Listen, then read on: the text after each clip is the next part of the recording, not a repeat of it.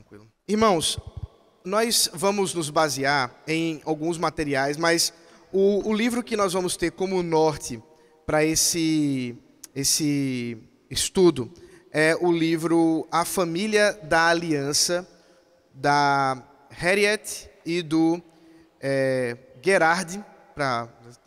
Não pode ser em holandês, não, tem que ser, né, aportuguesado. Gerard van Groningen.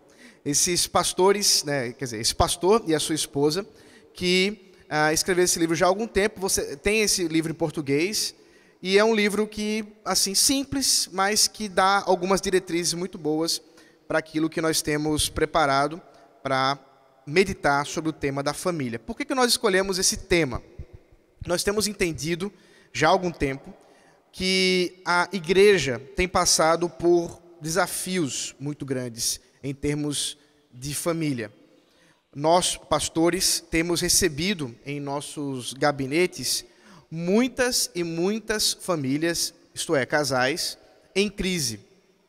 E já é uma demanda que já tínhamos pensado, já era uma demanda que já tínhamos imaginado como tratar desde aqui, no momento mais geral para a igreja, como ajudar os casais, sendo aqueles mais novos, aqueles mais velhos, a pensar algumas questões da palavra de Deus como uma espécie de medida profilática, né?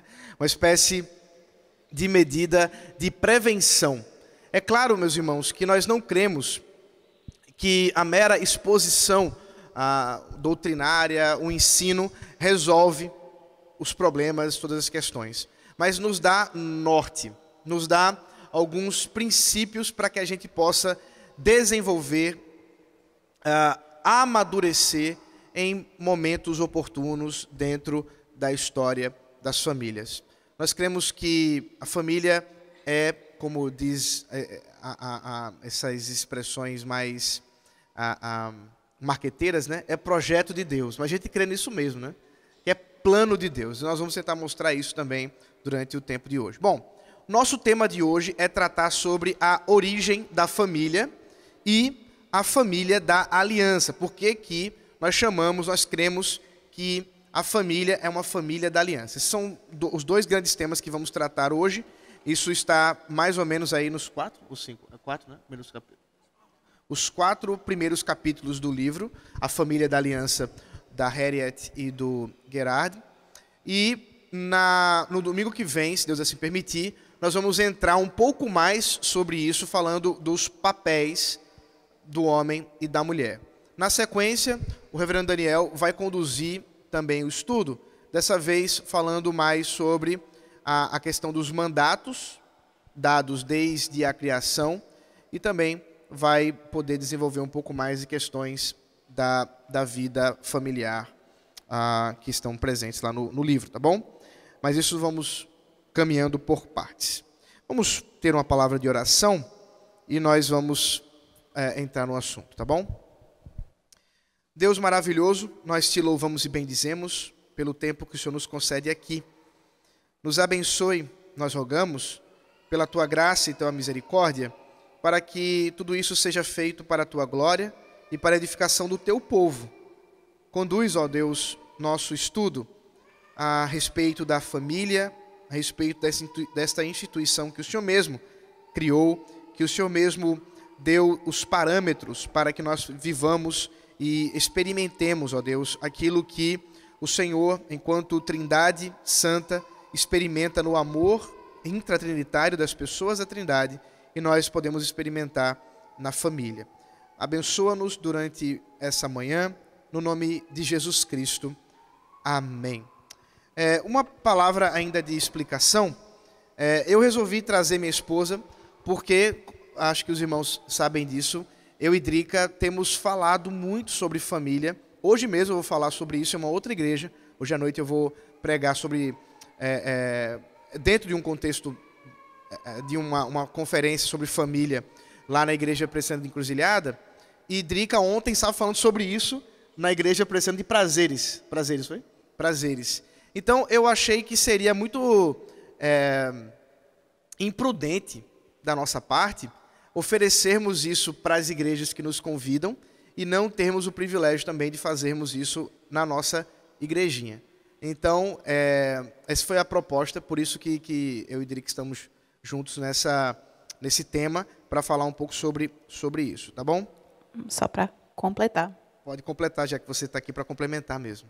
Não, eu estou aqui só para completar. Ok. Então, esse é o complemento. Meus irmãos, entrando então no nosso assunto, a nossa proposta é, de fato, pensar um pouco sobre casamento. E pensar sobre casamento é pensar sobre a origem da família. Como foi que as coisas começaram? Como foi que Deus, em sua forma maravilhosa, nos narrou essa história da origem da família? Primeiramente, a gente precisa entender Deus, antes de falar sobre família. Porque uma vez que a gente entende que a família é uma criação de Deus, a gente precisa pensar um pouco sobre de que Deus nós estamos falando.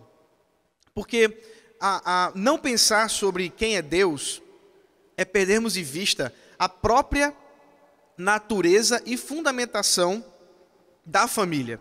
E vamos ver isso mais à frente. Então, primeiramente, a gente precisa entender que o Deus revelado nas Escrituras é o Deus Criador, o Deus triuno, o Deus que é um e três pessoas ao mesmo tempo. E esse tema, né, essa doutrina maravilhosa, ela muitas e muitas vezes tem causado algumas dúvidas. As pessoas realmente ficam confusas. Como entender essa dinâmica de um Deus que é três em um? Acho que recentemente João andou perguntando se eram três deuses, ou foi... Tentando entender a diferença entre o que é Deus e o que é pessoa, né? Isso. Como é que define e como é que pode conciliar. Sendo que é impossível, eles não são uma contradição. É porque não é como se dizendo... não, é uma fruta, a laranja e a maçã. Não, é uma outra categoria. Então, não tem nem como equiparar, né? Não é Deus e pessoa na mesma categoria. São outras categorias completamente distintas. Sim. Então... Agora, é lembrar que mesmo em categorias distintas, e a gente tenta ajustar isso na nossa mente, não dá, dentro das nossas limitações da criação, quer dizer, quando nós muitas vezes queremos usar ilustrações da criação, descrever como Deus é. Por quê? Porque há uma distinção fundamental entre Deus e a criação. Deus é outra coisa. Deus não é criado, Ele é o Criador. E essa distinção, ela é muito importante. Porque não há nada na criação que se equipare a Deus. Há somente expressões da vontade de Deus na criação e a revelação do próprio Deus que se dá em termos de analogia, em termos de acomodação do próprio Deus. Eu estou usando expressões muito importantes aqui da teologia e eu vou explicá-las agora para tentar ajudar os irmãos.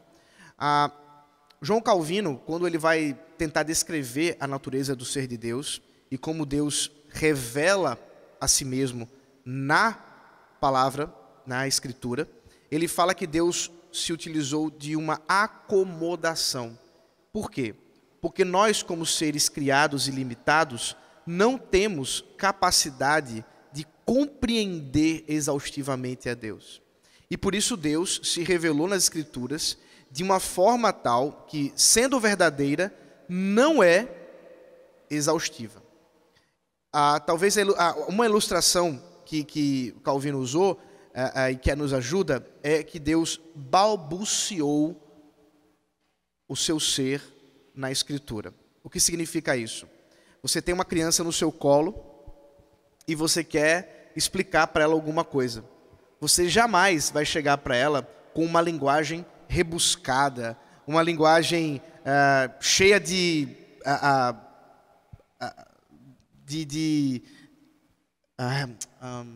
palavra agora Eloquência. Obrigado. Cheia de eloquência ou palavras difíceis. Você vai usar o quê? Você vai usar palavras simples para aquela criança poder entender. Na verdade, Normalmente a gente fala assim, você quer água? É água que você quer? Pronto. Você usa poucas palavras. Você não vai dizer assim, você está desidratado, você precisa se hidratar com 2 moléculas de hidrogênio, com 1 molécula de oxigênio, e assim você vai conseguir hidratar as suas células. Você não faz isso para uma criança, certo? Deus também não fez isso conosco. Na sua palavra, Ele se revela balbuciando a si mesmo.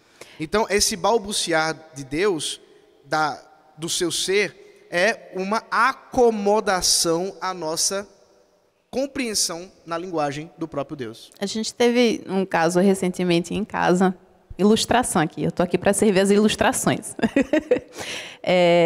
Eu gosto muito de ler Nárnia com as crianças, e quem já leu Nárnia sabe o quanto o C.S. Lewis usa umas palavras mais elaboradas, mais eloquentes, né? Mesmo que seja um conto para criança.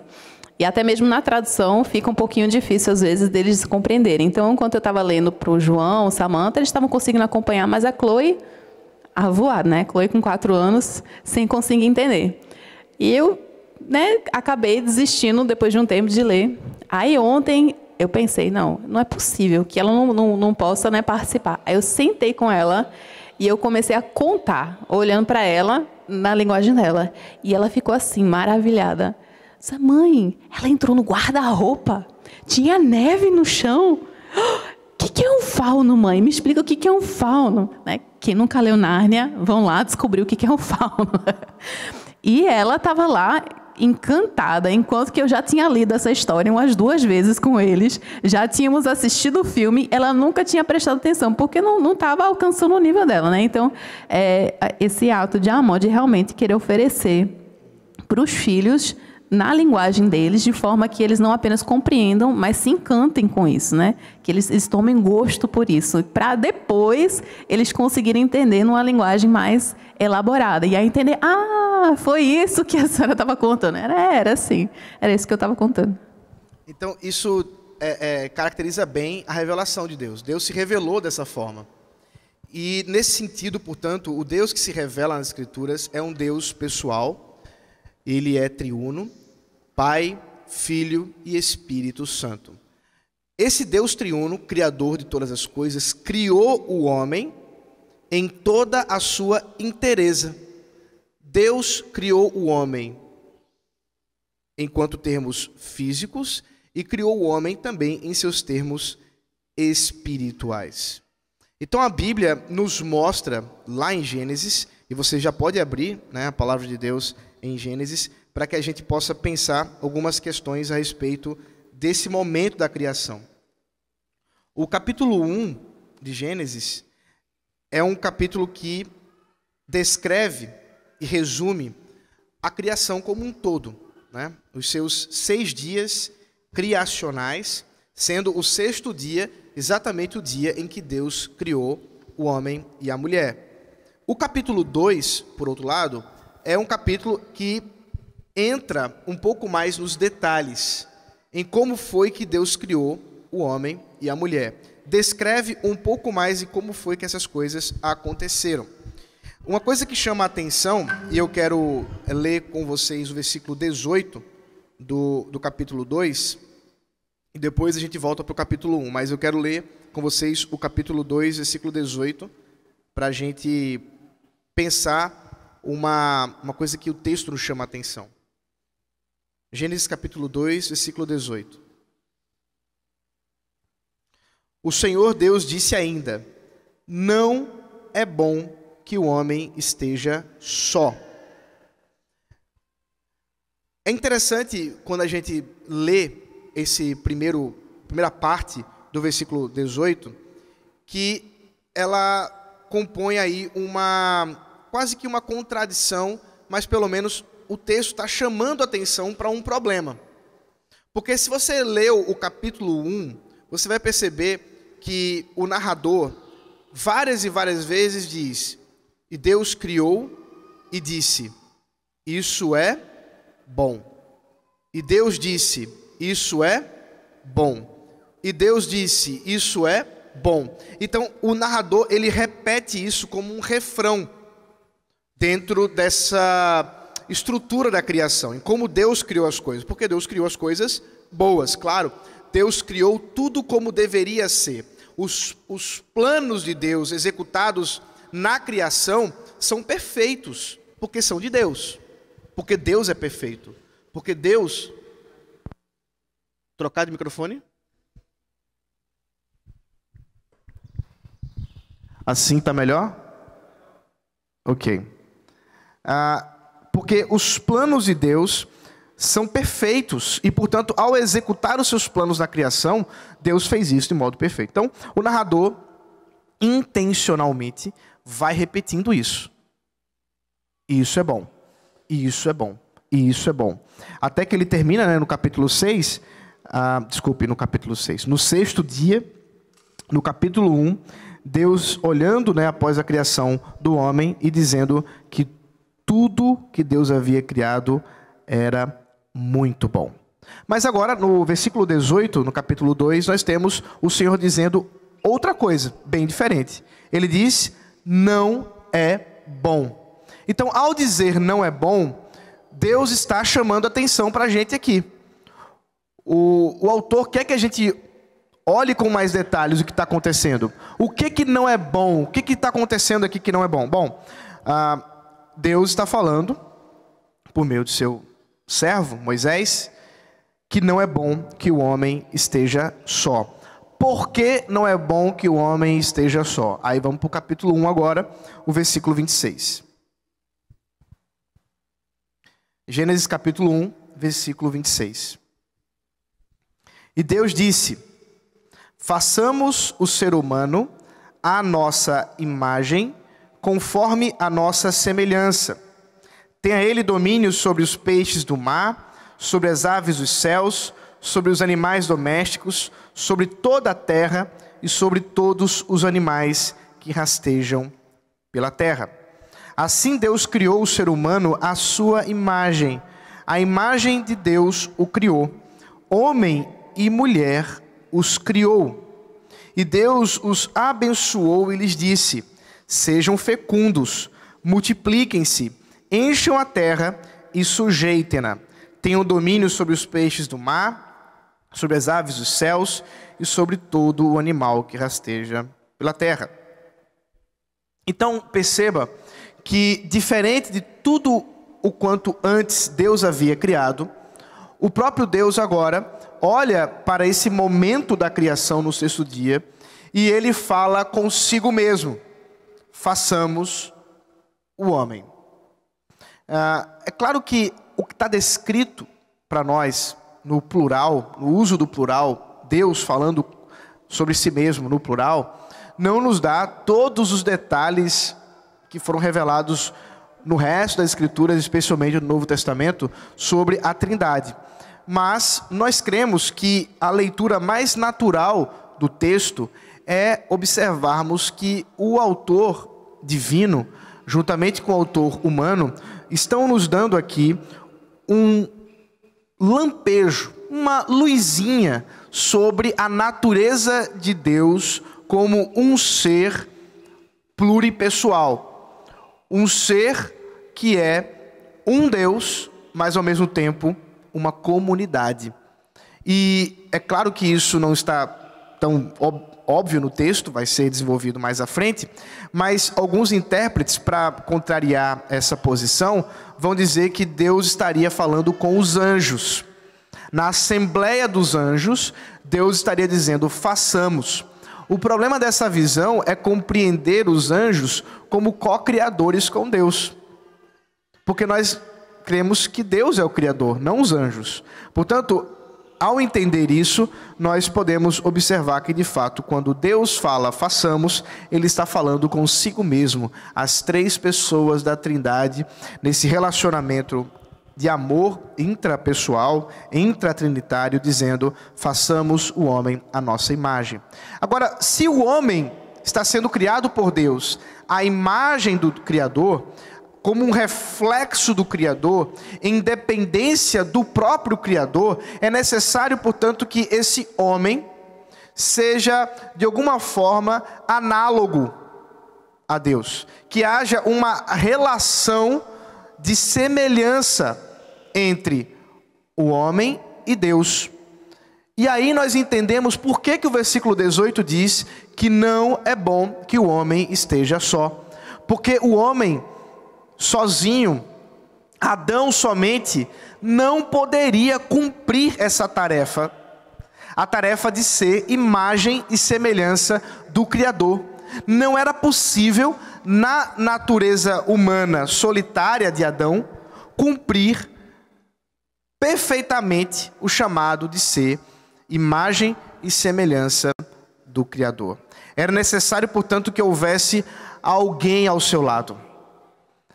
E aí, por isso, o versículo 18, termina dizendo: farei para ele uma auxiliadora que lhe seja semelhante. Então, a criação da mulher, ela vem exatamente no contexto de cumprir perfeitamente o chamado que Deus instituiu o homem para ser imagem e semelhança do seu Criador. E, portanto, manifestar, expressar aquilo que nada na natureza pode expressar, nada na criação pode expressar, que é exatamente o ser trinitário de Deus. A família, portanto, na sua fundamentação, expressa já de pronto o próprio ser de Deus em ser uma família e ao mesmo tempo composta de duas pessoas na presença de Deus. Por isso, nós estamos observando que a própria família, ela expressa de modo maravilhoso o próprio ser de Deus, a própria natureza de Deus. E isso é algo da bondade do Senhor, que revelou a si mesmo por meio do relacionamento de amor que Ele nos dá da família. Continuando aqui, nós vamos observar, portanto, que a família não é um experimento social. Dentro das visões seculares da história da família, as pessoas podem criaram muitas hipóteses de como que a família veio a existir. Talvez exatamente como um resultado evolutivo de uma adaptação da natureza. A família é constituída a partir de uma ideia de proteção e manutenção da vida. Uma vez que a mulher é aquela que tem o poder de dar a vida e o homem o poder da força, os dois então cumprem um papel familiar quando o homem protege a sua cria ao proteger a sua esposa. Isso poderia ser uma hipótese, mas nós não cremos assim. Nós não cremos que a família é simplesmente um dado da natureza, é simplesmente uma força que foi sendo criada por meio de uma necessidade evolutiva. Não. Nós cremos que a família é uma instituição criada por Deus, planejada por Deus, num plano perfeito de Deus, de refletir a si mesmo no homem e na mulher. E é curioso que nós vemos hoje em dia justamente essa imagem tentando ser apagada, porque nós não vemos mais a heterogeneidade, nós estamos vendo cada vez mais andrógenos, pessoas que buscam homogeneizar tudo a todo custo para que o amor seja mais fácil, porque é muito difícil amar o diferente, aquele que é diferente de nós, aquele que nunca será igual a nós em todos os aspectos. É mais fácil a gente se apaixonar por aquele que gosta das mesmas coisas que a gente, que tem a mesma personalidade. E esse amor é um amor narcisista, É o se apaixonar pelo seu reflexo, pela sua própria imagem. E não é um amor que nós vemos na Trindade, é um amor que é um amor próprio, que se disfarça de amor ao próximo, e não é esse o amor verdadeiro. É um amor que, uma vez que a pessoa começa a se parecer mais diferente, distinguir dos interesses do outro, aí deixa de amar, aí quer largar e quer partir para outra. Isso é bem importante a gente entender, que a família está estabelecida dentro de uma unidade na diversidade. Então, tem de existir essa diversidade. E como o Drica está falando, a gente tem hoje uma grande ênfase, uma super ênfase no amor, mesmo o amor pelo outro ser um reflexo do amor próprio, a ponto de os relacionamentos estarem estabelecidos dentro de um interesse por ver no outro aquilo que te interessa.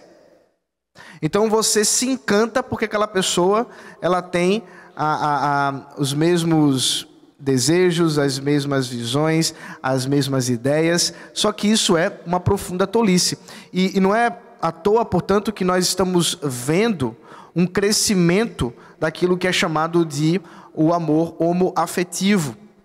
O amor homoafetivo, né, essa expressão de relacionamento, ela tem como base exatamente o olhar para o outro como um espelho. Você olhar para o outro olhando para si mesmo. Desde questões de gênero, e aí passando e desenvolvendo isso. A Drica pode falar melhor, mas recentemente a gente assistiu uma série que introduziu isso. É uma série, inclusive, que a gente gosta de assistir, Stranger Things. E nessa série, eles introduziram essa questão da homossexualidade. E é muito curioso, porque, obviamente, como é uma produção da Netflix, eles querem fazer uma produção que trate isso de forma positiva. Mas para ser verossímil, né, para que tenha algum amparo na realidade, eles terminam por expressar alguma coisa que exatamente a gente está colocando aqui. Dois personagens que são homossexuais, as cenas que eles mostram a sua paixão pelo outro são exatamente cenas em que eles estão vendo o outro fazendo aquilo que eles estão fazendo. Né? É uma cena em que a moça já estava encantada por outra, e aí quando se aproxima e a outra assim começa a falar, ela percebe que a outra é mais parecida ainda como ela. Então ela fala muito, ela descobre que a outra também fala muito, é atrapalhada, que nem ela. Então a gente vê naquela cena, elas até em aparência são iguais, né? Em aparência são iguais, no jeito de falar são iguais, e a gente percebe que ela vai se encantando, né? Cada vez. A fotografia do filme quis mostrar isso. Que havia uma igualdade entre eles. Até passando a pasta de amendoim e a geleia, sem querer passou pasta de amendoim e pasta de amendoim. Então, o que a estética do cinema está querendo mostrar para a gente é que, na verdade, você tem que buscar coisas do seu interesse. O que nós vamos perceber dentro da instituição da família é que a família não é uma busca pelos meus interesses. A família não é uma expressão de um amor egoísta. A família não é uma decorrência de um planejamento de benefícios próprios que eu posso encontrar no outro para me satisfazer. E é exatamente isso que o mundo prega. Se você se uniu a alguém e aquilo não está fazendo bem para você, qual é a solução? Separa, divorcia. Se aquilo não está da forma como você esperava, acaba. Mas o casamento não é isso.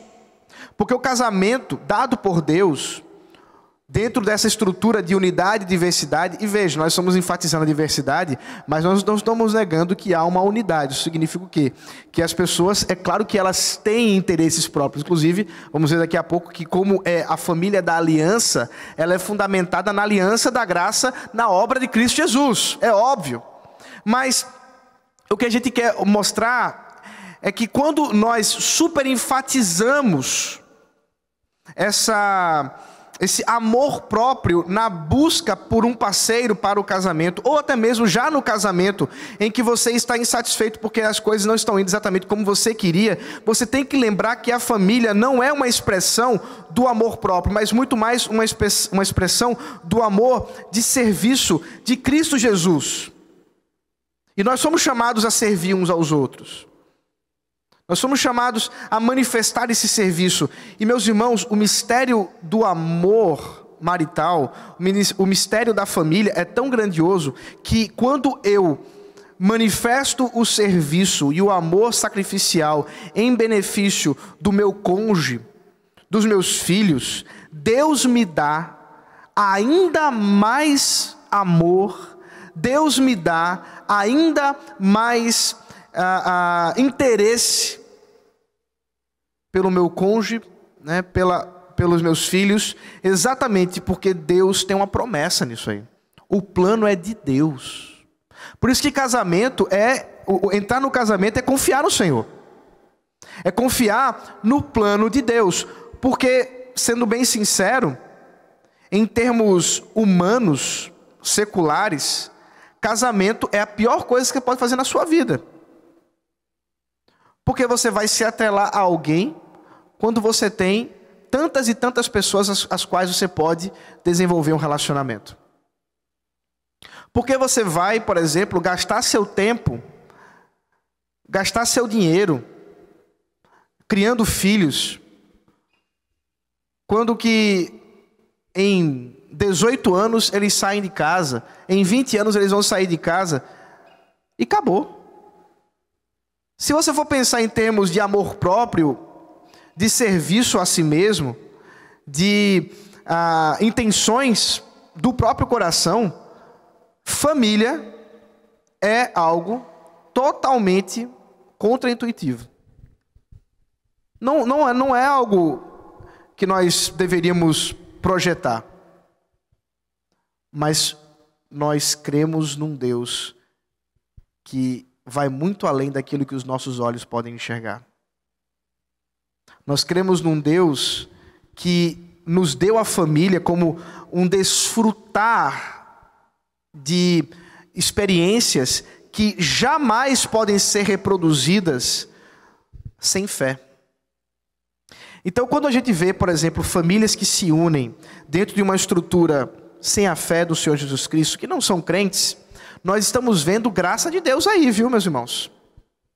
Toda a estrutura familiar, mesmo fora da fé em Jesus Cristo, mesmo fora da igreja, ela é uma manifestação da graça de Deus, porque não é possível que um homem ou uma mulher se alianciem, jurem fidelidade, sem que isso tenha como fundamento exatamente uma cosmovisão cristã, uma visão de mundo fundamentalmente bíblica. Por quê? Porque família é uma instituição criada por Deus. Então a Bíblia ela fala que Deus criou a mulher exatamente nesse contexto da aplicação da natureza da instituição da família.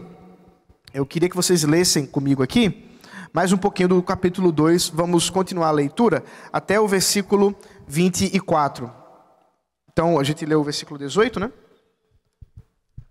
E agora o versículo 19. Havendo, pois, o Senhor Deus formado da terra todos os animais do campo e todas as aves dos céus, trouxe-os a Adão para ver que nome lhes daria. E o nome que ele desse a todos os seres vivos, esse seria o nome deles. O homem deu nome a todos os animais domésticos, às aves dos céus e a todos os animais selvagens, mas para o homem não se achava uma auxiliadora que fosse semelhante. Então o Senhor Deus fez cair um pesado sono sobre o homem, e este adormeceu. Tirou-lhe uma das costelas e fechou o lugar com carne. E da costela que havia tirado do homem, o Senhor Deus formou uma mulher e a levou até ele. E o homem disse: esta, afinal, é osso dos meus ossos e carne da minha carne. Será chamada varoa, porque do varão foi tirada. Por isso, o homem deixa pai e mãe e se une à sua mulher, tornando-se os dois uma só carne. Então aqui nós vemos a criação da mulher. E aí tem a ênfase da unidade.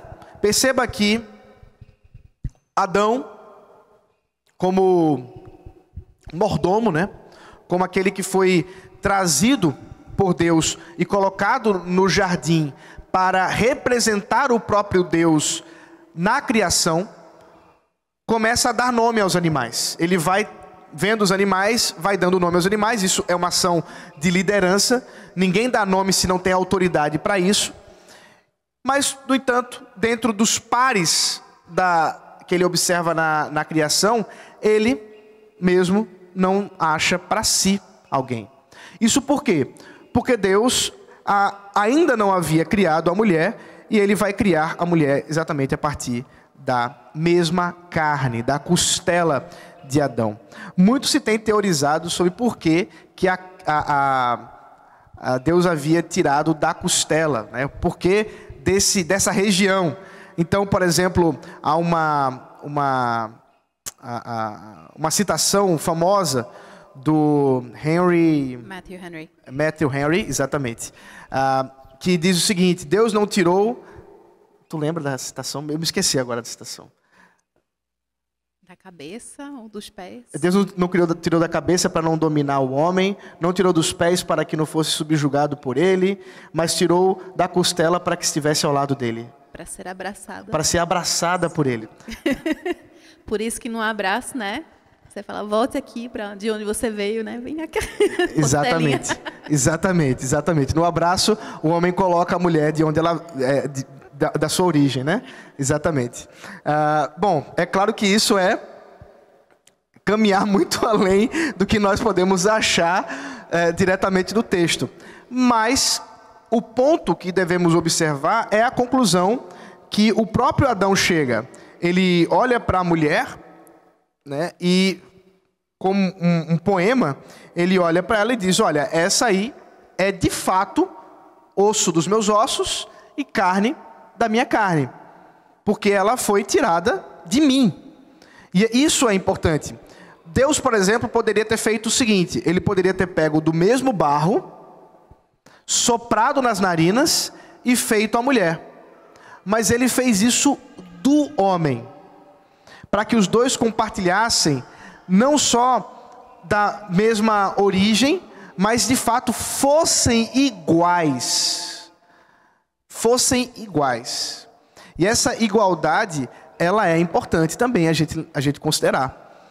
Porque não há, de modo algum, na origem da família, uma relação de superioridade entre o homem e a mulher.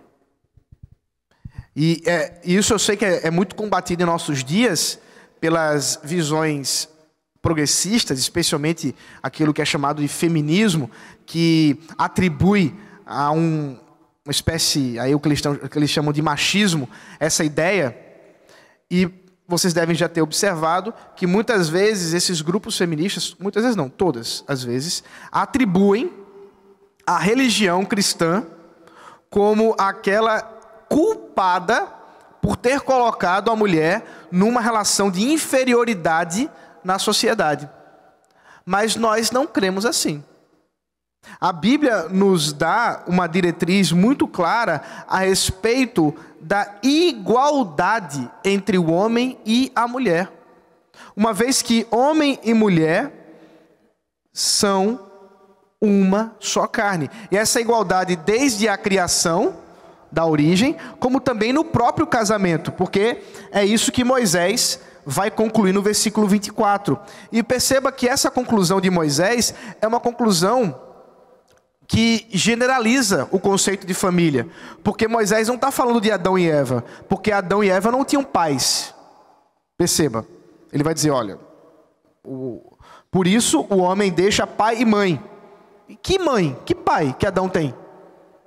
Então ele não está falando mais de Adão e Eva. Ele está falando do casamento como um todo. Ele está falando de todas as famílias. Por isso, o homem deixa pai e mãe e se une à sua mulher, tornando-se os dois uma só carne. Então perceba o princípio que está aqui estabelecido. Os dois tornam-se uma só carne. Os dois são iguais. E é claro que essa carne não é meramente uma questão física, porque os dois serão distintos. Mas uma unidade dentro dessa diversidade. Isso significa também que Deus, né, vai tratar de uma família tanto de uma forma individual, né, com os membros individuais, como especialmente em unidade. A gente vê isso ao longo da Bíblia, né, que em especial o homem, quando ele é fiel, então até mesmo a esposa infiel, ela é abençoada por causa da unidade. Os filhos são abençoados, então o povo de Israel como um todo é abençoado. Deus trata isso muito de uma forma representativa, né? Isso é um alívio para a gente, né? Alívio para que não vai depender da mulher que não foi formada, criada com esse propósito. Nós não fomos formadas espiritualmente, emocionalmente, fisicamente, para tomar essa responsabilidade sobre nós. Recai sobre você, meu amor. Isso a gente vai tratar no próximo domingo, um pouco mais sobre as diferenças dos papéis, como que a Bíblia mostra isso. Por isso que a gente está pulando algumas coisas aqui propositalmente. Por exemplo, eu não falei o que significa ser auxiliador idônea, ou semelhante, né? Como diz a nossa versão. Propositalmente, né? Porque domingo que vem nós vamos falar sobre isso. O tema para a gente concluir nosso estudo de hoje, que eu quero desenvolver ainda, é por que nós estamos chamando o casamento ou a família como a família da aliança. Em que sentido a aliança deve ser vista aqui na natureza e na origem da família. Primeiro eu queria explicar para vocês o que significa aliança. O que significa aliança? Então, dentro do contexto do Oriente Próximo, Antigo Oriente Próximo, havia contratos que eram feitos entre suzeranos e vassalos. O que são suzeranos e vassalos? Entre reis, não necessariamente reis monarcos, mas entidades pessoas, que governavam, e os seus governados. Esse pacto, essa aliança que nós vamos verificar na arqueologia, apontava aí uma relação de proteção e cuidado por parte daquele que dominava a terra, como também de serviço para aqueles que estavam se submetendo ao governo daquele suzerano, daquele imperador, daquele governante, tá? Essa estrutura pactual é observada no Antigo Testamento. Por exemplo, quando Deus faz uma aliança com Abraão, nós vamos ver que Deus, ele chama Abraão para que corte os animais, e ele diz: olha, eu vou mostrar para você que eu vou cumprir a minha palavra, e eu quero, portanto, fazer uma aliança com você. Então, Deus ordena que Abraão corte ali os animais, e depois ele faz o pacto com Abraão. Só que há um detalhe. No pacto de Deus com Abraão, diferente do que se esperaria num pacto, numa aliança formal entre pessoas, suzeranos e vassalos, Abraão não participa ativamente daquele pacto. Pelo contrário, ele dorme. Abraão está dormindo, enquanto Deus, sozinho, passa por entre os animais. O que significa isso? Significa aquilo que a Escritura chama da aliança da graça. A aliança que Deus estabelece com o povo, o seu povo, em amor, não é uma aliança fundamentada no mérito, na obra humana. Houve em Adão uma aliança estabelecida assim, mas o meu ponto aqui não é estudar a teologia do pacto, isso a gente vai falar sobre em outro momento. Mas o casamento está estabelecido dentro de uma estrutura da graça do próprio Deus, em que Deus fundamenta essa aliança ou esse relacionamento por meio de Jesus Cristo. Essa aliança que Deus faz com os homens, por meio de Jesus Cristo, chamada de aliança da graça, é fundamentada na obra de Cristo na cruz. É fundamentada na redenção de Cristo na cruz.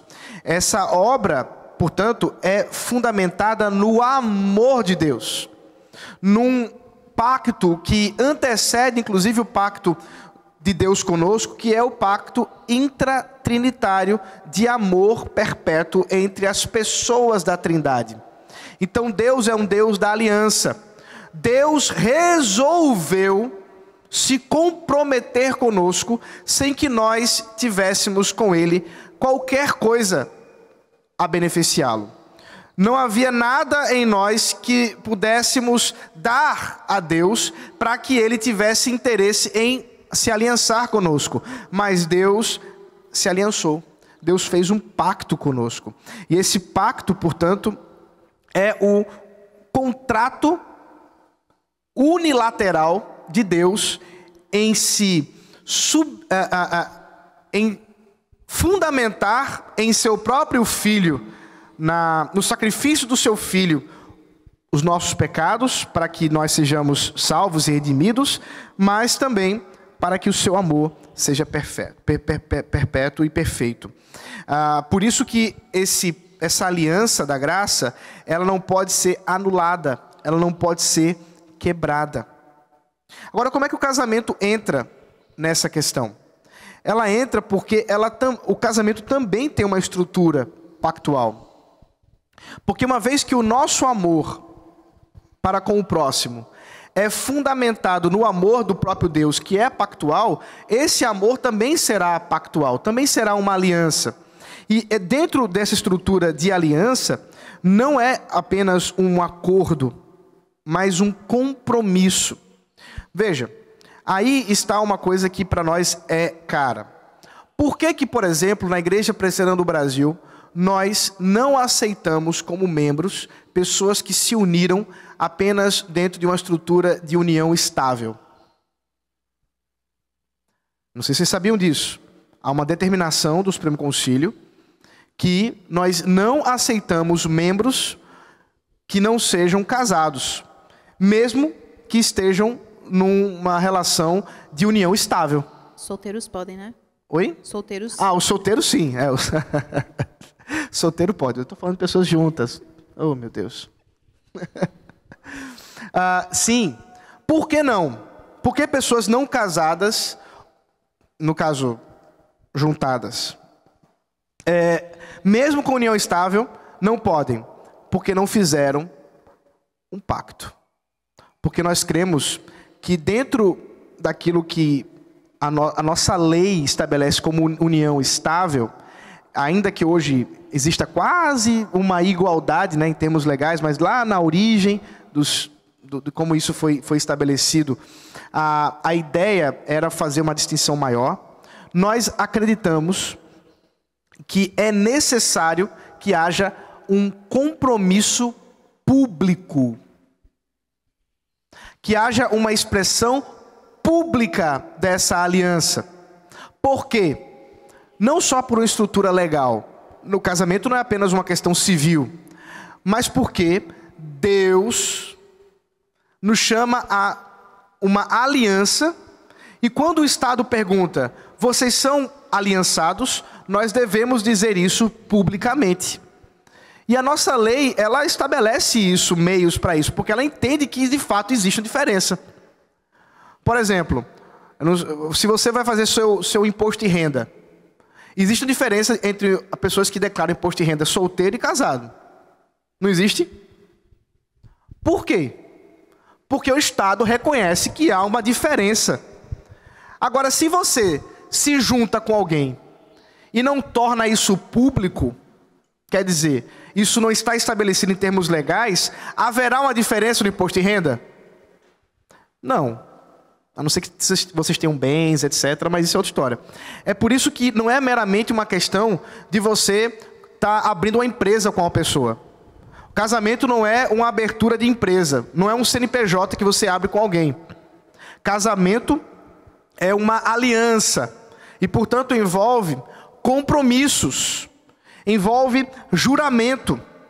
É nesse sentido que uma coisa que eu tenho enfatizado bastante, é que a própria cerimônia do casamento, que é um momento de aliança pública, que é um momento de compromisso público diante de Deus e dos homens, ainda que não seja um culto, porque não pode ser culto, porque não tem uma liturgia cultica, mas é sim um momento de adoração a Deus, mas inclusive e especialmente um momento de compromisso e juramento público com Deus. Nós vemos isso em Cantares bastante, né? Em que há uma multidão de testemunhas que não estão apenas olhando e observando, mas encorajando, né? Louvando a Deus e testemunhando aquilo que está acontecendo. Então, não apenas em termos de benefícios legais, né, perante o Estado, mas também na sociedade em si, especialmente na igreja, reconhecer publicamente a união, o casamento, faz com que o restante da igreja também esteja compromissada em preservar aquele casamento, em aconselhar, encorajar, em louvar a Deus. Então, não é apenas uma unidade solta, flutuando por aí, mas é uma unidade que está dentro de um contexto em que toda a igreja, todo mundo deve olhar para isso e amar isso, encorajar isso e preservar isso na forma como deve perante Deus. Isso é um ponto bem interessante que a Drica coloca, porque o próprio Estado, ele entende isso. Eu fico usando a expressão do Estado, porque quando a gente vê que o mundo enxerga isso, é porque a gente já devia estar enxergando há mais tempo, né? Então, o Estado propõe alguma dificuldade para o divórcio. Hoje, cada vez mais fácil, porque existe uma tendência à secularização. Mas pensa o seguinte, pessoas que se unem apenas numa chamada conjunção carnal, né? Apenas passam a morar juntos. Existe alguma previsão, né, do Estado para que, uma vez que não tenham mais interesse, eles se divorciem? Há algum impedimento? Não. Essa dificuldade é posta pelo Estado quando reconhece que há um compromisso público. Então, quando a gente fala que o casamento é uma aliança, nós estamos falando dessa relação, primeiro, com o próprio Deus. Primeiro, em termos de que o casamento é uma aliança com Deus e um com o outro, mas que essa aliança, por ser pública, ela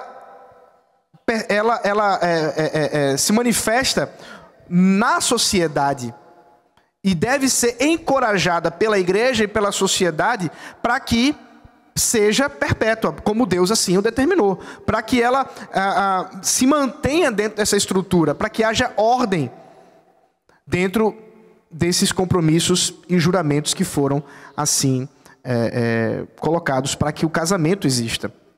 É por isso que, de fato, quando um casal está diante de um pastor, diante de um juiz de paz, né, quem celebra aquele casamento, o celebrante do casamento, não será o pastor, não será o juiz de paz, será Deus. Mas o que está fundamentando aquela celebração é exatamente a voluntariedade dos dois em estarem ali diante de Deus e dizendo um ao outro: eu prometo, eu juro fidelidade, eu juro que estarei com você em compromisso de amor, na graça e na misericórdia de Deus, de cuidar um do outro num compromisso mútuo, de se comprometer nos papéis de liderança sacrificial e submissão amorosa. Vamos trabalhar sobre isso na semana que vem. Portanto, o pacto é o ambiente do casamento. O pacto é o local, né, o lar do casamento. Quando as pessoas estão prontas se preparando, melhor dizendo, para o casamento, é muito comum, né, isso é o mais natural, que elas estejam preocupadas em montar o local, a sua casa, onde elas vão morar. Como diz a história, quem casa, quer casa, né? Mas o que antecede o lugar físico da casa é o próprio pacto. O que significa? Significa o seguinte, que se, por exemplo, aquele casal montou a casa deles, casaram, minutos antes de entrar na casa, após o casamento, houve um desastre, e aquela casa foi completamente destruída, eles ainda têm um lar, que é o pacto que eles fizeram, que é a aliança que eles fizeram. E onde quer que eles estejam unidos em aliança, ali está o lar, ali está a família, porque houve um compromisso com Deus. E, portanto, o pacto é essa cola que une a família e que mantém o amor. E aí é mais uma contravenção secular. É curioso que hoje em dia as pessoas estão pensando cada vez menos como o casamento com uma coisa bem sucedida, né? Já dizem que é uma instituição falida e tal. Mas quando você vai fazer pesquisa, já vi pesquisas por aí, vendo o que as mulheres, vou falar das mulheres, não dos homens, o que as mulheres procuram, né, no parceiro. A coisa que mais surge é segurança. A segurança. Segurança de quê? Segurança de que ele vai estar lá, presente, de que não vai sair traindo. Ou seja, as mulheres querem pacto. Basicamente isso. Não querem se comprometer, mas querem que o outro faça esse contrato com elas, essa aliança, e fazem isso, até mesmo querem isso, sem perceber o que é que estão querendo. Por quê? Porque quem está inseguro, quem está constantemente vivendo em medo de que o outro pode sair, de que o outro não vai cumprir sua parte, de que de repente vai amanhecer e os sentimentos vão mudar, isso não é um ambiente para florescer, né? Isso não é um ambiente em que se possa viver em paz, em harmonia. Muito pelo contrário, você está em constante estado de guerra, de defensiva. E quando há realmente essa segurança de que, independente se o outro amanhecer odiando você, mas ele vai cumprir o que prometeu, pode ser que essa raiva passe. Graças a Deus a raiva passa, né? Mas o pacto permanece. Então, passa por causa do pacto. Passa por causa do pacto. Isso é importante. O livro Marriage Builder, que foi traduzido em português por Construindo o Casamento, uma coisa assim, do Larry Crabb, que é o livro que foi a base para o Ministério Construtores do Casamento. O Crabb, ele trabalha exatamente nos dois temas que ele entende como as duas buscas do casal. Enquanto que a mulher, como o Drica falou, está em busca de segurança, o homem busca reconhecimento. Isso é interessante porque tem uma fundamentação bíblica. A mulher está em busca de segurança porque o papel do homem de liderar, de guiar a família, envolve exatamente que a mulher deseje ser guiada e liderada. Mas ela só vai desejar isso se ela encontrar no homem segurança. E o reconhecimento do homem é exatamente em perceber que a mulher reconhece isso nele. Se a mulher, ao desconfiar do seu marido, não reconhece nele alguém capaz de guiá-la, de protegê-la, de cuidar dela, o homem se sente frustrado. E se a mulher não reconhece no homem a segurança, para poder confiar nele, né, a sua vida, ela também vai estar frustrada. É claro que tudo isso é obra da graça, porque nem o homem nem a mulher podem fazer isso de modo perfeito. Mas isso aponta exatamente para essa relação pactual de compromissos e juramentos que são postas desde o momento da aliança, onde houve esse início do casamento. Realmente nós cremos que ali, no mistério do casamento, homem e mulher entram de um jeito e saem de outro. Isso é importante até porque algumas pessoas entendem que, por exemplo, o casamento é a união sexual. E não é. O casamento não é a união sexual. A união sexual é uma expressão amorosa do pacto. É exatamente por isso que existe a fornicação e existe o casamento. Porque se a união sexual fosse o casamento já, quer dizer, as pessoas que estivessem unidas sexualmente estivessem casadas, não haveria o que a Bíblia chama de fornicação, que é exatamente ter esse tipo de experiência sem a aliança, sem o pacto. Então o que vai diferenciar é que de fato Deus, ele institui essa aliança. Ele celebra essa aliança por meio do compromisso do homem e da mulher em amor pactual. Esse amor pactual significa que eu me aliancio com Rendrica num compromisso de que, mesmo que ela não consiga me dar os benefícios de minha expectativa, qualquer que seja, a respeito dela, se alguma coisa acontecer a qual ela esteja impedida disso, eu ainda a amo. Se amanhã ela gritar comigo, mas ela tinha prometido que não ia gritar mais, então logo eu estou, né, autorizado a sair do casamento. Não, porque o pacto é maior do que isso. Se amanhã ela quiser, né, jogar um vaso em cima de mim, não faço não. O pacto é maior do que isso. É nesse sentido, portanto, que o pacto fundamenta o amor. Por isso que o amor não é meramente uma questão de sentimento, mas uma questão da obra, da graça incondicional e sem fim de Cristo. É nesse sentido, portanto, que nós não estamos falando que o amor pode fundamentar o casamento como mera questão de interesse, mas o amor pactual sim, porque compreende e confia no Deus da aliança para manter aquela promessa. É a dependência no imutável, né? Porque nós somos extremamente mutáveis. E é até bom que sejamos, porque isso significa que nós podemos crescer e aprender a amadurecer. Então, se fôssemos fixos do jeito que éramos, né? Não, eu nasci assim, sou assim, ponto final. Seria uma tragédia para todos nós. Graças a Deus que nós somos mutáveis, que nós podemos crescer, podemos aprender, podemos expandir nosso conhecimento.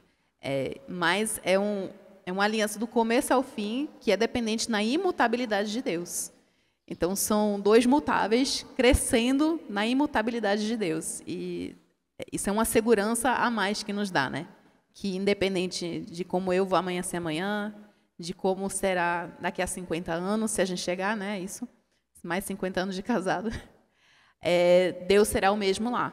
O mesmo Deus que esteve lá nos votos, o mesmo Deus que está conosco hoje, é o mesmo Deus que estará lá quando as coisas realmente começarem a apertar, ou se as coisas já estão apertando agora, se a pessoa já está diferente, se eu já estou diferente, se as circunstâncias estão diferentes, né? Longe daquilo que nós queríamos fazer a essa altura, com 10 anos de casado, né? Já tinha tantas ideias, né? Com 10 anos de casado, e a gente ainda tem tantos problemas para resolver entre nós. Mas Deus continua sendo o mesmo Deus, que Deus é imutável. Graças a Deus por isso. Amém. Nós vamos caminhar para as perguntas. Temos algumas perguntas aqui. Não sei se vai dar para responder todas. Vamos tentar responder até às 11 horas, tá bom, gente? Porque eu sei que a gente conversou muito, não foi? Esticou bastante. Mas a gente vai tentar responder algumas perguntas que foram colocadas aqui. E essa é a nossa... Esse é um resumo, né, daquilo que a gente tem observado nas Escrituras como a origem do casamento, tá bom? Então vamos lá. Algumas perguntas que foram colocadas por vocês.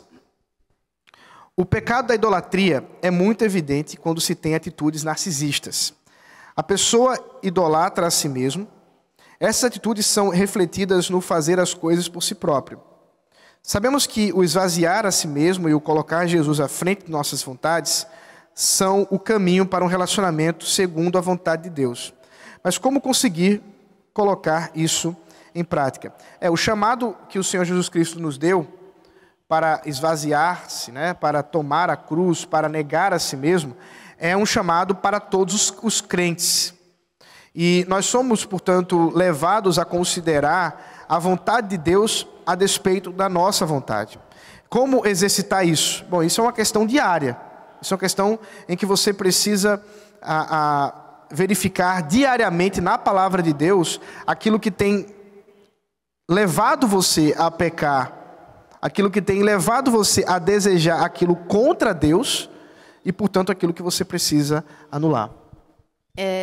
Essa questão da prática é muito difícil porque envolve desejo, né, do nosso coração. E desejo é uma coisa que a gente acha, não, eu quero e ponto final. Como é que eu vou mudar o meu desejo? E uma das coisas que nós observamos no caso de Eva foi que a cobiça dela começou a partir do momento que ela olhou o fruto e ficou olhando. E continuou olhando. E aí ela não tinha provado o fruto ainda, mas até mesmo sem provar, sem tocar, ela considerou aquilo como bom. E nós somos chamados a submeter os nossos desejos a Cristo. O que é isso? É colocar em ordem hierárquica. Então, pode ser até mesmo que a gente lute a gente vai lutar contra desejos pecaminosos até o final da nossa vida. Mas a submissão a Cristo, a colocar Cristo em primeiro lugar, a buscar a vontade dele, é colocar ele e acreditar, olhar a ele, né? Como Pedro deveria ter feito andando sobre as águas, olhar a ele fixamente e decidir, saber que ele é bom. A Bíblia fala, né, provar e ver de que o Senhor é bom. Não é provar do fruto e ver que o fruto é bom. Né? Eva provou o fruto e percebeu que realmente ela estava errada, né, quanto à conclusão prévia dela. Mas nós somos chamados a olhar a Cristo e acreditar que, de fato, mesmo que não pareça, a vontade dele é boa. E então submeter os nossos desejos a ele. Isso é uma questão diária, isso é uma questão de oração, de meditação. Né? A gente não consegue ir uma vez por semana à igreja e achar que o restante da semana a gente está bom, né? Tá ótimo. A gente tem que diariamente acordar, conversar com Deus, ler a palavra dele, meditar nele ao longo do dia, olhar para ele constantemente. Em tudo que a gente for fazer, olhar para ele, acreditar. Ele é bom, a vontade dele é boa. E ele vai trabalhando no nosso coração. Não somos apenas nós, graças a Deus. O Espírito Santo está trabalhando no nosso coração, se de fato ele nos redimiu. Irmãos, foram 12 perguntas. Eu vou escolher algumas aqui, porque é impossível a gente conseguir respondê-las agora. Até porque algumas delas talvez tenham mais a ver com o que a gente vai falar na semana que vem, tá bom? 13? 13. Ok, podem parar, por favor. Eu vou começar com uma aqui, lá embaixo, porque eu acho que ela é importante e ela qualifica um pouco do que a gente conversou. Adão não poder expressar a imagem e semelhança sozinho quer dizer que um solteiro não pode expressar a imagem e semelhança de Deus, ou isso é uma expressão que somos seres relacionais apenas? Essa pergunta ela é muito boa, porque, obviamente, nós estamos falando sobre família da aliança, mas e os solteiros, né? Sempre é a pergunta, e os solteiros, como é que ficam? Então a gente precisa pensar que Deus nos criou como seres relacionais, como a pergunta já propõe, e realmente não é bom que o homem esteja só, primeiramente ali numa estrutura de casamento, mas em termos mais gerais, sim, numa estrutura de sociedade. Nós fomos chamados por Deus para vivermos em sociedade, para vivermos em dependência uns dos outros. E, portanto, mesmo solteiros, nós podemos expressar a imagem de Deus numa comunhão pactual uns com os outros, ainda que não seja uma comunhão de casamento, mas seja uma aliança como nós temos aqui com a igreja. Por exemplo, nós somos membros dessa igreja e fizemos uma aliança. Quando os irmãos se colocam aqui na frente e fazem o compromisso público de fé em Jesus Cristo, mas de compromisso de caminharmos uns com os outros, em dependência, em edificação uns com os outros, isso é um pacto. Isso é uma aliança que está sendo feita. Somos uma comunidade. E como uma comunidade na aliança, né, uma família que somos, a família da fé, o solteiro expressa isso também. É por isso que nós queremos, por exemplo, que é possível haver um líder solteiro. Pensa, por exemplo, num presbítero e um diácono que não seja casado. Ele pode expressar a sua liderança à igreja, pela graça de Deus, porque Deus faz com que ele possa expressar esse caráter, esse papel masculino dentro da estrutura da igreja, ainda que ele não faça isso como família, no sentido de que ele não é casado ainda. Mas ele pode fazer isso, né? Então, isso só é possível porque nós cremos que nós estamos dentro de uma família pactual, uma família da fé. Então, não sei se você quer complementar. As solteiras também, né? As solteiras auxiliando, servindo. Na verdade, eu acredito que os solteiros em geral têm muito mais tempo livre na liberdade, como o Paulo falou, para servir ao Senhor e se relacionar mesmo, investir em relacionamentos. Enquanto nós casados, nós acabamos tendo que gastar mais tempo, né, com um relacionamento entre nós e acaba sobrando um pouco menos para outras pessoas. Ao mesmo tempo, os solteiros que são abençoados com muito tempo, e eu não digo isso não, porque tem muitos solteiros que tem muito trabalho, né? Hoje em dia, o tempo vai se consumindo, mas eu digo no sentido de prioridades. Há possibilidade daqueles que estão com mais disponibilidade, disposição, abençoar a igreja de formas que mãe com criança pequena não consegue, né? Eu vou dizer que mãe com criança pequena, a gente tem tico e teco, né? E às vezes tico não acordou, teco... 2 neurônios apenas. 2 neurônios apenas. E aí, nem sempre eles acordam juntos, né? Tem uma pergunta, eu estou escolhendo perguntas, meus irmãos, só para a gente poder responder aqui. Vamos responder mais 2 para a gente encerrar. Oi? Não, mas dá para responder os 2.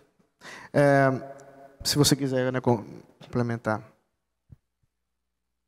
Se apenas um dos cônjuges em união estável se converter, a igreja o aceitará como membro.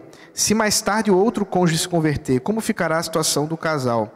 Então, dentro da igreja presbiteriana, isso é uma questão bem prática, então é mais fácil responder.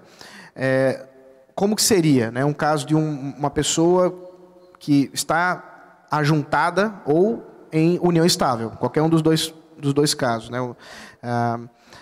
E ela conheceu a Cristo, ela quer caminhar na vontade de Deus e ela quer ser membro da igreja presbiteriana de Casa Caiado. Como é que a gente faz? Manda casar.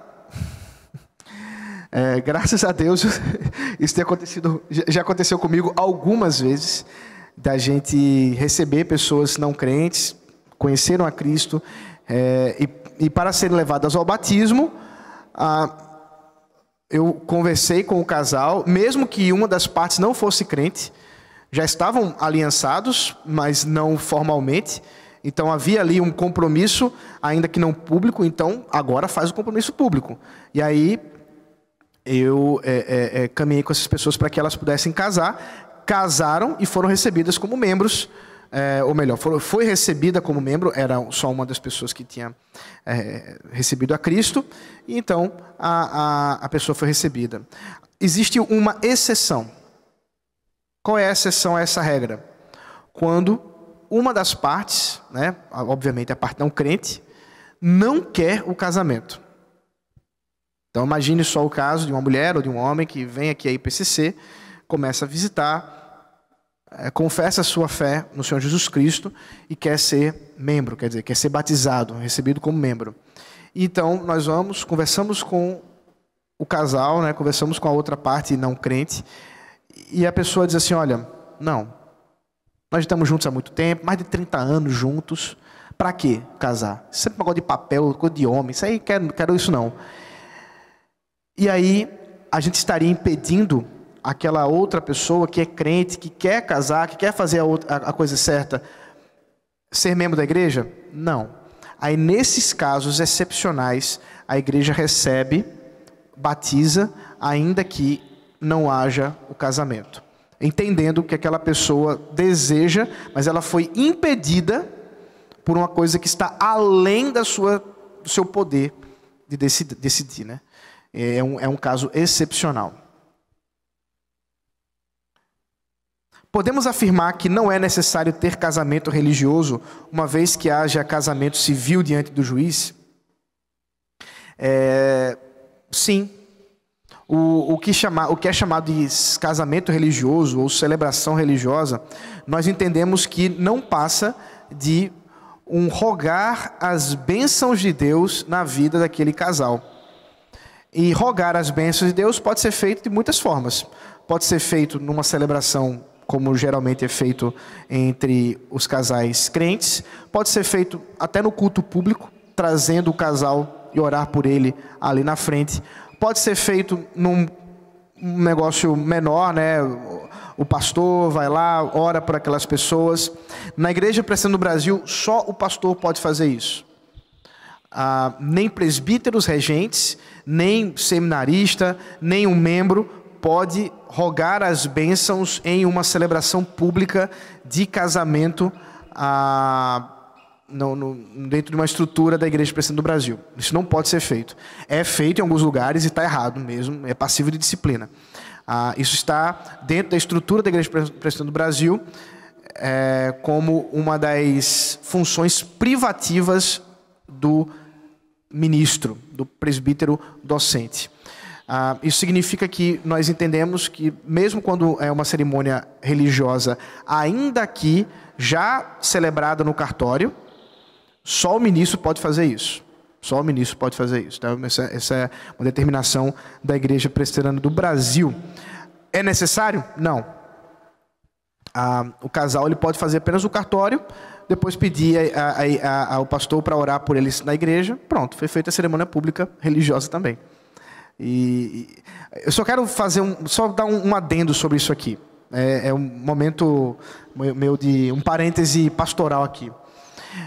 Muitas e muitas vezes, o que motiva as pessoas a fazerem a cerimônia religiosa é uma tentativa, muitas vezes, de orgulho, uma tentativa de mostrar poder aquisitivo, capacidade estética. Eu vou fazer uma cerimônia que seja marcante, e não sei o quê.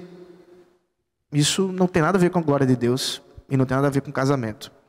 E, infelizmente, muitas vezes nós vemos casamentos riquíssimos, milhões são gastos, como se isso fosse significar o valor do casamento. E não é isso que significa o valor do casamento. Não é isso que vai realmente mostrar que você valoriza. O que vai valorizar o casamento é no lar, é o dia a dia. É lá que, de fato... Então, muitas vezes, casais crentes com menos poder aquisitivo, gastam às vezes muitos anos, podendo já ter casado, mas muitos anos guardando dinheiro numa poupança para poder fazer o casamento dos sonhos. Meu irmão, o casamento dos sonhos não é a cerimônia. O casamento dos sonhos deveria ser casar com um homem, casar com uma mulher que ama Jesus Cristo, comprometido com Deus. Isso é casamento dos sonhos. Então essa coisa de, não, tem que ser o bolo feito por fulaninha, o cabelo sei lá por quem, o vestido de não sei quem, o salão de festas não sei das quantas, as flores ornamentais colhidas no Himalaia. Isso aí é pecado. E, inclusive, é uma secularização do casamento. E vai mais um parêntese dentro do parêntese. Para piorar a situação, não bastasse essa ênfase na cerimônia religiosa com esses bereguedê todo aí, ainda vem o pós, que aí vem a festa, o chamado da festa. E aí, meu amigo, regado a muita música ímpia, com muita celebração à semelhança dos casamentos seculares. Recentemente, eu tive conversando com um músico que é convidado para vários casamentos, e ele me disse isso, o que eu vou dizer para vocês, que não poucas vezes a noiva, e é coisa de noiva isso, a noiva faz assim, o pastor vai ficar até mais ou menos ali cortar o bolo. Depois, essa é a lista de músicas que vai começar. Depois é aqui. E eu conheço pastores que fazem a cerimônia e vão embora. Porque o que os olhos não veem, o coração não disciplina, né? É um negócio assim que acontece. Então, às vezes, é isso que acontece. As pessoas abrem uma margem para cerimônias porque o foco, né, o exemplo que elas têm como para um casamento, para uma cerimônia de casamento, é o mundo. É o mundo. Eu sei que tem casais aqui solteiros, né? Eu digo que não foram casados ainda. Isso já é um alerta. Estou de olho. E ele fica depois do bolo, viu? Fico mesmo. Então, meus irmãos, é porque eu gosto dos docinhos. Mas, tirando essa parte de brincadeira, é sério que eu estou falando. Isso me preocupa muito mesmo, porque isso não é o foco do casamento. Não é o foco do casamento. E eu realmente louvo a Deus quando um casal chega para mim e diz: pastor, nós vamos fazer, nós não temos condições, mas a gente quer casar, nós não queremos desobedecer ao Senhor, e nós vamos, então, fazer aquilo que a gente pode fazer, nós estamos focando na nossa casa, e pronto. Bênção. Deus seja louvado por isso. Porque eu acho que e não há, veja, também, por outro lado, não há nenhum pecado em fazer uma cerimônia, tá, meus irmãos? Não há pecado nisso, não. O problema é qual é a motivação, o que está por detrás disso aí. A gente vai encerrar, tem muita pergunta aqui, meus irmãos. A gente vai deixar essas perguntas para o próximo encontro, se ainda couber, mas já fica aqui guardadinhas. Isso não significa que vão ficar sem resposta, não, tá bom? A gente continua na semana que vem.